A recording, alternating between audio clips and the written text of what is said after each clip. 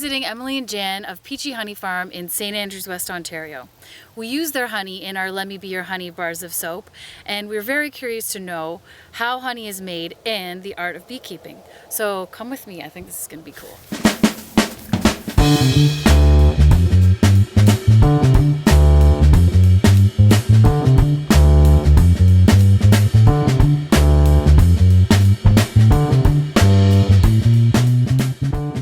I'm just going to ask you a few questions about how you got started. Yes, of course. Okay, so like how many years have you been doing this?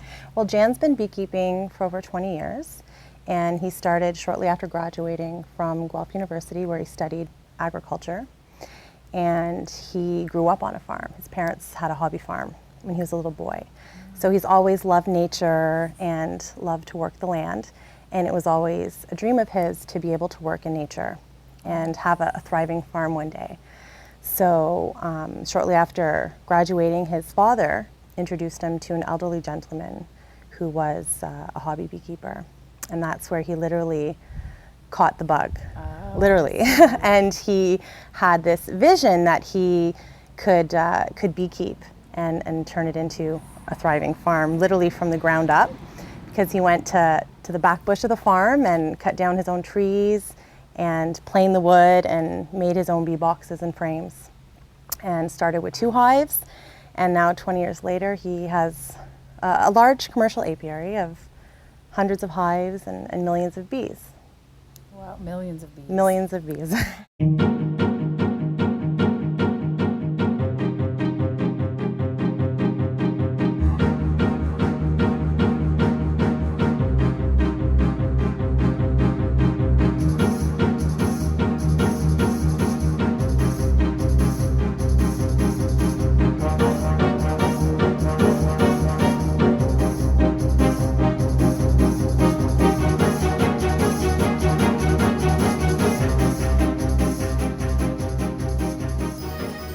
The smell of the smoke and the honey, I think, is like my new favorite smell. Yeah. Wow. It's like incense and honey combined. Cool. So of course all the lighter colored bees will be the younger bees, so they won't be flying too much yet. Yeah. They'll be doing a lot of the work in the hive. If you can see under the right light, you can see eggs. This is all full of eggs. This is yes, I see. you know, it's like 48-hour-old eggs right here. And the eggs are like the lighter color, right? Yeah, they'll put the eggs, and then after 24 to 36 hours, they'll hatch into larvae. Then the larvae will flip on their side, and then the bees will feed them. So you work like 7 days a week? Yeah, this time of year is very busy, and usually in April you start by you unpack the beehives in April, and then you have to go around. You have the bees actually get these mites on them, and you have to do a treatment on.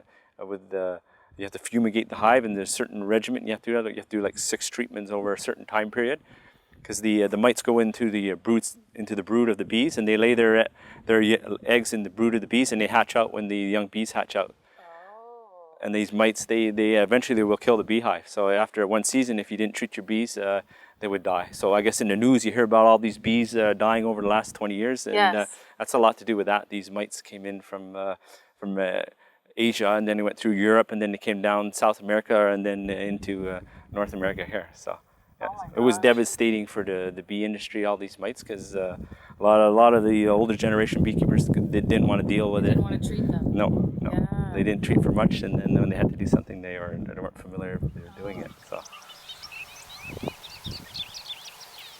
So during harvest time, how do you collect the honey from the?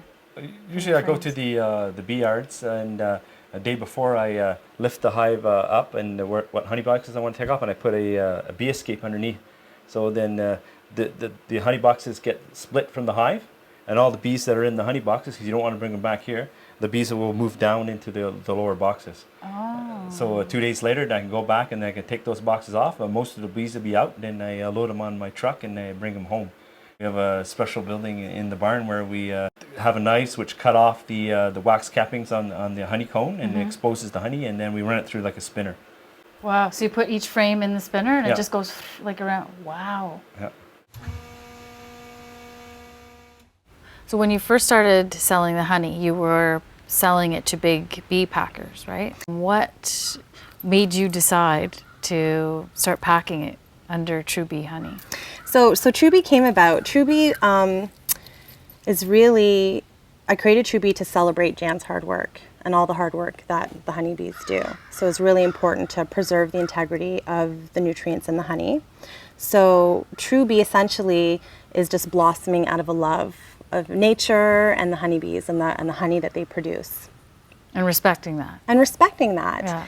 And so I have this vision, and I'm on a mission to pack every single drop of Jan's honey so that it's available to the consumer. Oh my gosh, that's awesome. Yeah. Oh, that's awesome. I love it. I love this story. Thank you. To this day, big packers are still trading honey on the global honey market based on color.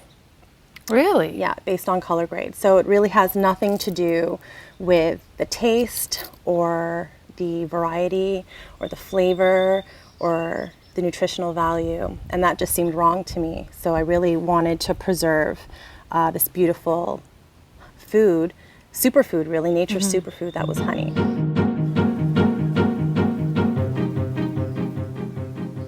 So when people are looking to buy honey, what do you suggest, you know, if they can't get your honey? And so, you know, our viewers from, you know, far away, what do you Yeah. suggest they look for in a label?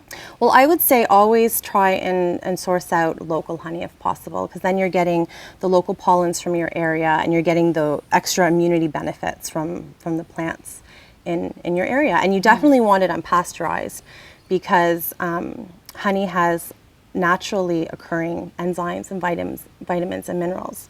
And we're always looking for, you know, vitality and more energy. So you definitely want to eat living foods. Yes, So exactly. unpasteurized honey is a living food. So that's definitely what you want to look for. Okay, well, I just want to say thank you so much to the both of you for letting us do this video, welcoming us, and like showing us everything. It's so beautiful, overwhelming.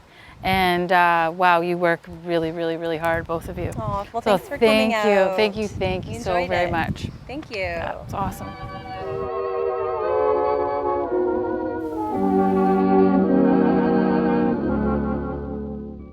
Wow, that was really cool.